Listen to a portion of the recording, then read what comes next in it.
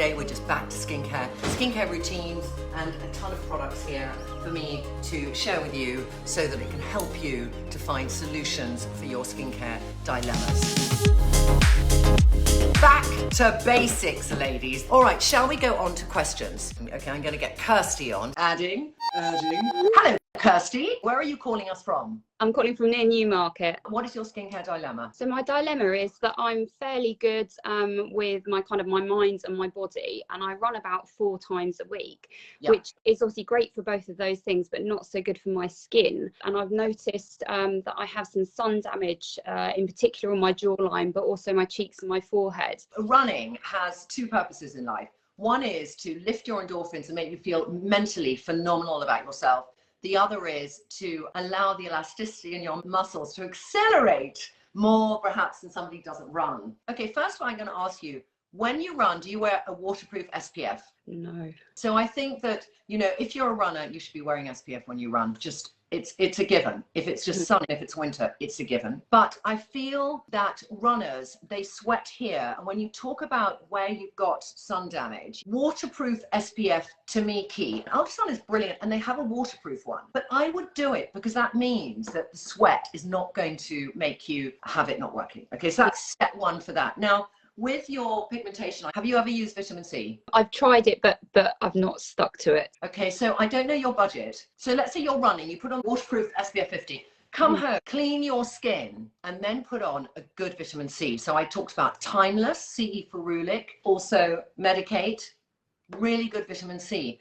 That goes on, then put on your, if you're in the sun, your SPF for the day, or moisturizer, or whatever you want. So nice to talk to you. Bye-bye. Right, bye. That was lovely. I mean, that answers so many questions for all of us. All right, should we just try and get one other person in now? Lydia. You look like you've got the most incredible skin, so tell me your dilemma. I guess it's because I'm a little bit further away from the camera, and a little bit like Kirsty, who was on before. My skin, particularly my cheeks, are quite weathered, and if I kind of come in close, you'll see they're really kind of textured and red and angry, and I just sort of cover it up with makeup, and I haven't got a treatment for it at all. So I think with that, no skincare product can get rid of redness, all right? But what you do inside your body, and I don't know if when you eat spicy food or if you eat a lot of sugar, is it also worse? Alcohol as well.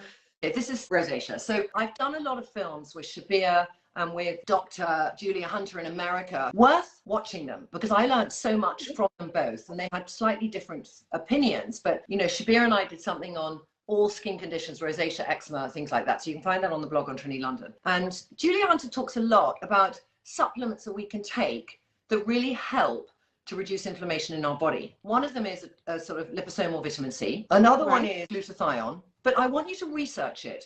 But glutathione is this sort of magical thing which helps with inflammation. And then I would say de-stress, because I invented de-stress with ingredients that would reduce inflammation on the skin, you know, cortisol production, stress, that's inflammation. And using de-stress every day, you've got ingredients in there that would just daily use, you won't notice it, and you're getting a tiny bit of cover. So I would look at vitamin C, liposomal, not a capsule, prebiotic, glutathione, you know, zinc and burdock root. There's a product called Clear Skin I usually suggest to people as a supplement if they have inflammation in their skin, which could be blemishes.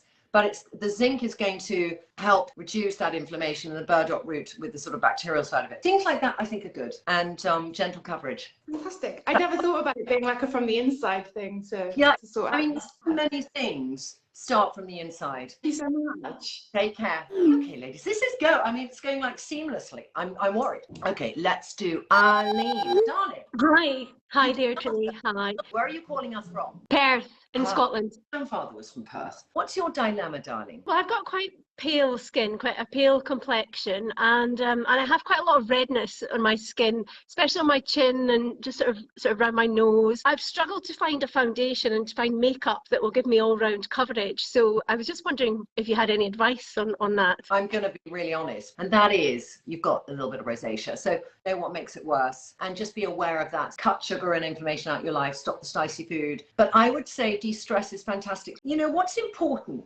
when we put on any coverage, how we put it on.